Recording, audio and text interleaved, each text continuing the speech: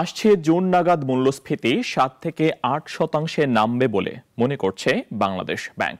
একই সঙ্গে আগামী বছর এটি 5% নামানো সম্ভব বলে আশা করা হচ্ছে। তবে দেশে খেলাপি ঋণ 30% অতিক্রম করতে পারে বলে বাংলাদেশ ব্যাংকের পূর্বাভাস রয়েছে।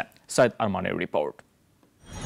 2024-25 অর্থ বছরের দ্বিতীয় মুদ্রানীতি ঘোষণা করেছে বাংলাদেশ ব্যাংক।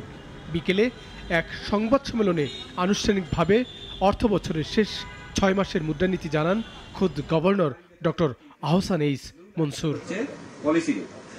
মুদ্রানীতিতে কেন্দ্রীয় ব্যাংক আশার কথা জানায়, যখন মানুষ উচ্চ মূল্যস্ফীতির কারণে চিরেচ্যাপ্টা অবস্থায় আছে। সংস্থাটি আশা করছে মূল্যস্ফীতিতে লাগাম পড়বে, আর তাই নতুন করে বাড়ানো হয়নি নীতি সুদ হার। আমরা জানি সবারই কষ্ট হচ্ছে, আমরা জানি যে মানুষ কষ্টের মধ্যে দিয়ে যাচ্ছে, কিন্তু আমরা তো প্রাইস লেভেলকে নামাতে পারবো না, কিন্তু আমরা মূল্যস্ফীতিকে কমাতে পারবো। আমরা মূল্যস্ফীতিকে সিঙ্গেল ডিজিটে অলরেডি নেমে এসেছি। আমরা আশা করি এটা ধারাবাহিকতায় আমরা এটাকে এই বছরের আর্থিক বছরের শেষে অর্থাৎ জুনের শেষে এটা 7-8-এ নিয়ে আসবো এবং ইনশাআল্লাহ আগামী বছর এটা 5-এর নিচে নিয়ে যেতে পারবো। সংবাদ সম্মেলনে কেন্দ্রীয় ব্যাংকের শীর্ষ নির্বাহী নানা প্রশ্নের জবাব দেন। কথা বলেন ব্যাংকিং খাতের সংস্কার প্রসঙ্গেও।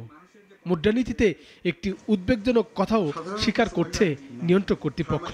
বলছে দেশের ব্যাংকিং খাতে খেলাপি ঋণ 30% ছাড়িয়ে যেতে পারে। আমরা ব্যাংকিং খাতে সংস্কার নিয়ে কাজ করছি। এখানে যেগুলো ব্যাংক একটু লিকুইডিটি ক্রাইসিসে আছে, আমরা তাদেরকে লিকুইডিটি সাপোর্ট দিয়েছি, প্রয়োজনে আরো সাপোর্ট দেব। আমাদের লক্ষ্য হচ্ছে যে প্রত্যেকটা যারা ক্ষুদ্র ডিপোজিটর তারা যেন খালি হাতে ফিরে না যায় কোনো ব্যাংক থেকে। তাদের স্বার্থ আমরা সবসময় দেখব, প্রত্যেকটা ডিপোজিটরের স্বার্থে আমাদের দেখব, সেটা আমাদের সেন্ট্রাল ব্যাংকের দায়িত্ব। নতুন মুদ্রানীতিতে বেসরকারি খাতে ঋণ প্রবাহ বাড়ানো হয়েছে, তবে কমানো হয়েছে সরকারি খাতের ঋণের যোগান। আর নীতি সুদ হার না বাড়ায় ব্যয়বহুল হচ্ছে না ঋণ নেওয়া। এদিকে কেন্দ্রীয় ব্যাংক চায় ব্যাংকিং খাতে পারিবারিককরণ ঠেকাতে। সাইদ আরমান, নাগরিক, ঢাকা। 250-টিরও বেশি ডিজাইন অপশন নিয়ে ওয়ালটন স্মার্ট ফ্রিজ, বোঝে আপনার প্রয়োজন।